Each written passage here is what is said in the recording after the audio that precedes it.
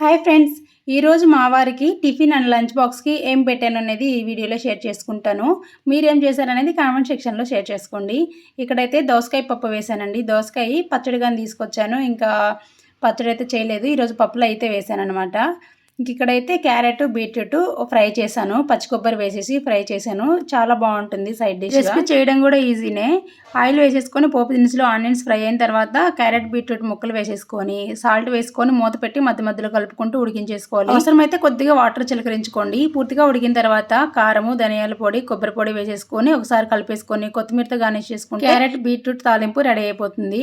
ఇంకా టిఫిన్కి అయితే అంబలు చేశానండి. ఇందులో పచ్చిమిర్చి, ఆనియన్స్ కూడా కట్ చేసి వేసాను. టేస్ట్ చాలా బాగుంటుంది అండ్ హెల్త్కి కూడా మంచిది. ఈ సమ్మర్లో పర్ఫెక్ట్ రెసిపీ అని చెప్పొచ్చు. ఇదనమాట. మా వారికి అయితే బాక్స్ అయితే పెట్టేశాను. తనైతే టిఫిన్ తింటూ ఉన్నారు. మజ్జిగలో కూడా కొంచెం జీలకర్ర పొడి వేసేసి కొద్దిగా కరివేపాకు, కొత్తిమీర, ఆనియన్, పచ్చిమిర్చి కూడా కలిపేసి వేసాను. లైట్గా వేస్తే టేస్ట్ బాగుంటుంది అనమాట. వీడియో నచ్చితే ఒక చిన్న లైక్ చేసి సబ్స్క్రైబ్ చేసుకుని మన ఛానల్కి సపోర్ట్ చేసేయండి. ఇంకా పిల్లలకైతే లంచ్ బాక్స్ పెట్టాల్సిన అవసరం లేదులేండి.